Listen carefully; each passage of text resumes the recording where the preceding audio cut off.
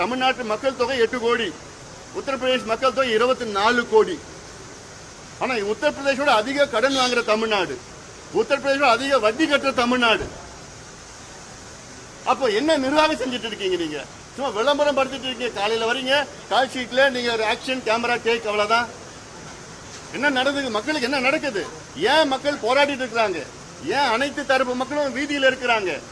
ஏன்னா நீங்க சொன்ன வாக்குறுதி ஒண்ணு கூட நிறைவேற்றலையே. 505 வாக்குறுதியில் கொடுத்த திமுக இன்னைக்கு 66 வாக்குறுதிகளை மட்டும்தான் முழுமையாக நிறைவேற்றிருக்கின்றார்கள். 66. இதுல பார்த்தா 13 விழுக்காடு, 13%. அவ்வளவுதான். ஆனா சொல்றது நாங்க 100 விழுக்காடு, 90 விழுக்காடு, இப்படின்னா நம்ம கதை விட்டுட்டு இருக்கீங்க. சம்பந்தமா ஒரு புத்தகமே நான் வெளியிட்டேன். இன்னைக்கு வரைக்கும் அது பதில் இல்லை. நிர்வாகமே கிடையாது. எல்லாமே ஊழல், காசு கொள்ளடிச்சு இந்த தேர்தலில் ஏதோ காசு கொடுத்து ஜெயிச்சிடலான்னு பாக்குறாங்க. உறுதியா நடக்காது. மக்கள் எல்லாம் தெளிவா இருக்கிறாங்க.